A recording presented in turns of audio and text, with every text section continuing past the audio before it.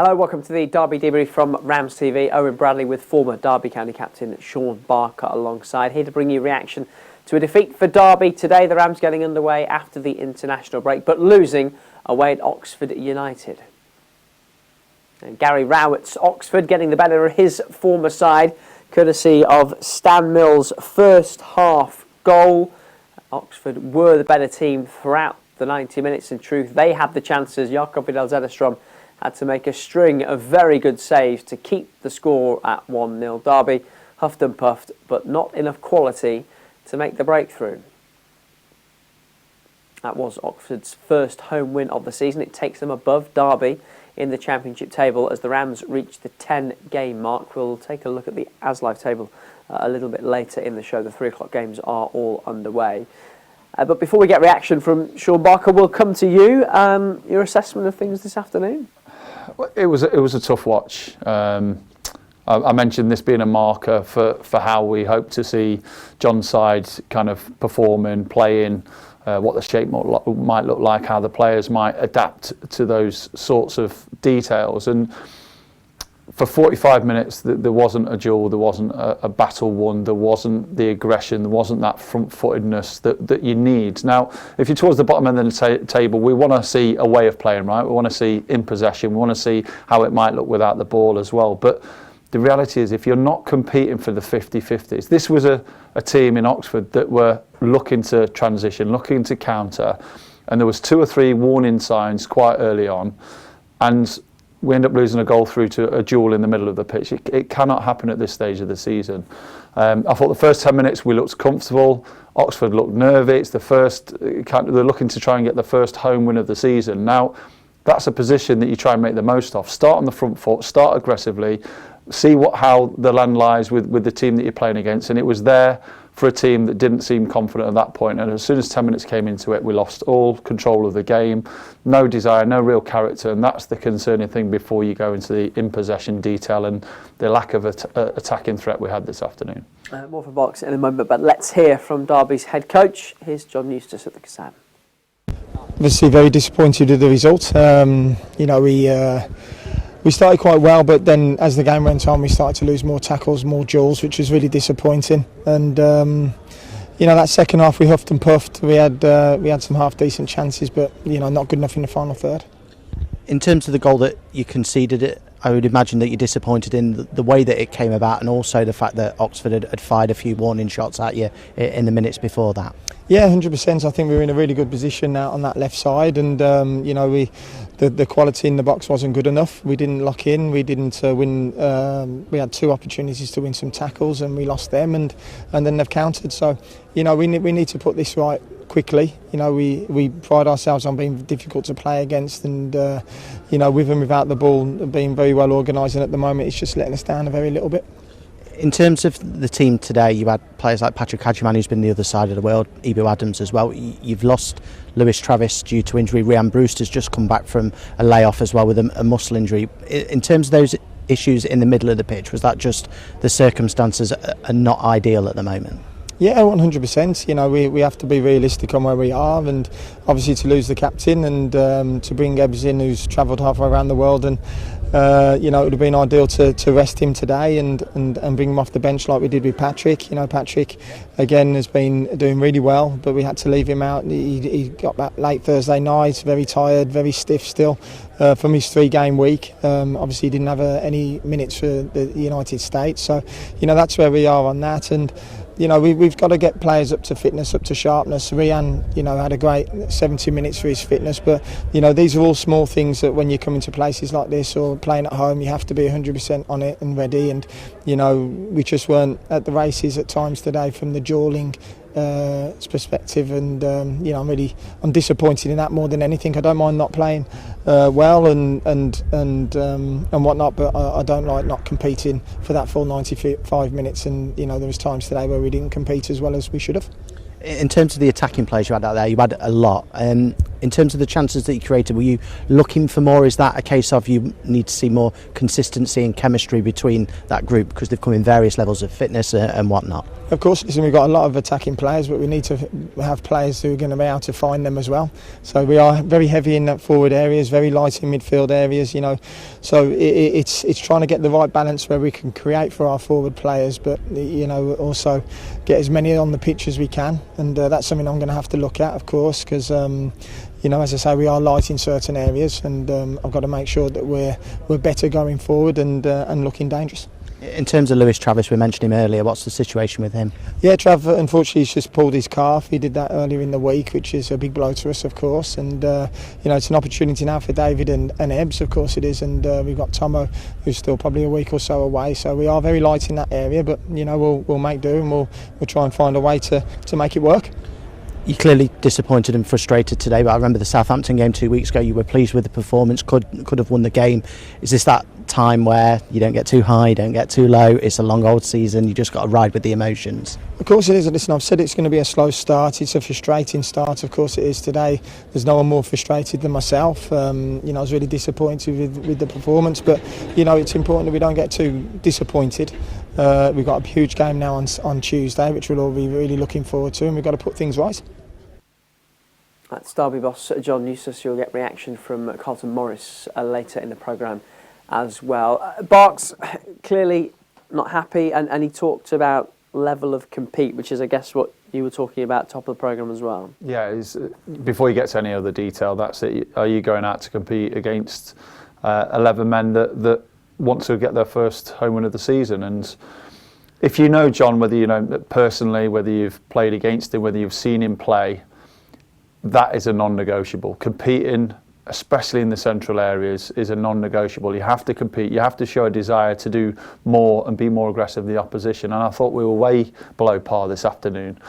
And those moments can define a game. If you're playing against a team again on transition, they're waiting for those little moments to catch you out of position, which is where the goal came from. There was a little warning sign with Mills down that right-hand side a few moments before. So it's not like you're caught cold in the first 5-10 minutes. This is when you've already built yourself into the game. So a real disappointment, and the players have to look at that themselves. They look back at the duels. How many did they win? How many did they come out on top? Far too many times over the 90 minutes we fell short, and that just wasn't one or two players. That was the whole team. There's only Zetterstrom really that has played his part this afternoon, because he was excellent. Yeah, Zetterstrom is the one that comes out with any sort of credit from Derby's point of view. A string of good saves in the first half in particular. Curious, because for the first 10 minutes Derby looked like they had something about them today. Well, I've said numerous times this season, there's not been a huge difference in terms of quality with the two teams and in terms of the result. It's always been a tight fought game. But I've always felt that the opposition is there for the taking, and the first 10 minutes told me exactly the same. That I'm looking at the referee, and I mentioned numerous times on co-coms that he was allowing 50-50 to go. He wasn't fooled by any theatrics. He wanted the game to be played at a certain level, and Oxford recognised that, and they took advantage of that after the first 10-15 minutes. We went the opposite way. So a team will come out and tell you what you're likely to face that afternoon, and I saw a team that was low in confidence, that was a little unsure of playing at home and trying to get their first home game victory, and we didn't pounce on that. You have to see momentums, you have to sniff out the kind of how the game's going to proceed, and we didn't do that. So yeah, there's so much more detail that goes into winning a game of football, I get that, but the non-negotiables, the basics of football, competing, duelling, winning tackles, winning battles, is at the very top, and that's why John will be so frustrated. One shot on target for Derby. When they have the number and the calibre of attacking players on the field, that figure is a real surprise once again. It is. Was that in open play? I remember us having lots of corners and set pieces. Have we got the players in there to get on the end of it? Yes. Did we compete enough in Oxford's box? Absolutely not. I thought Oxford were better at winning all their aerial duels. It was only really the last 5 minutes that we put them under some sort of pressure. So, yeah, the attacking players, yes, we have got the quality. Did we find Brewster in any little pockets? No. Did we find Vyman, who was playing on the right, drifting inside the pitch in the gaps in between the lines? No, we didn't. So it's okay having the attacking players on. One thing you will naturally lack is that probably aggression, that dominance, the 50-50, this duel with more attacking players on the pitch. So if that's the case, you have to find them. You have to give them the ball, and all those around have to do that little bit more to find your Brewsters and to find your Bobby Clarks, to find your Corey Blackett-Taylors. And yeah, with so many attacking players on the pitch, it was disappointing that we had very little quality in that final third, and it's been the case for the majority of the season. It's a concern, of course, but if you don't win the ball back in your 50-50s, you're not going to find the players that need that ball to have that spark in the team. So still a long way off where we need to be. This game is a sign that it's going to be difficult unless something changes quickly for the group and for John. And we need to find it quickly, because the opening 10 games has been about injuries, getting players back, loads of players through the door, changing formation. This is about how we're going to set the stall moving forward. And it would have been worse if not for Zederstrom. How did Derby sort of approach Tuesday night then, and then Saturday with 2 back-to-back games at Pride Park coming up? I don't think there's too many positives to take from the game. Nothing wrong with showing the players exactly what they didn't do and what they need to be better, and they need to find the little patterns. I'm seeing movements when we have the ball. I mentioned to you about how they were trying to move to play between the lines, and Brewster was bumping on to support Clark up front, Vyman coming inside the pitch. These little details are happening on the training pitch. There's one thing doing it on the training pitch, there's another thing to have the detail, the quality and the bravery to do it in a match situation. So I can see a group of players that's low in confidence. I don't see why not, because they need to find something to be brave on the ball, to keep it more often, make more passes, try and find those creative passes, but at the same time, the out of possession and the duels is a standard, and I'm sure that John will be looking at that before the next game. Let's get some more reaction from the Kassam. We can hear from Carlton Morris. Yeah, pretty disappointing today. I think that's not us first half at all.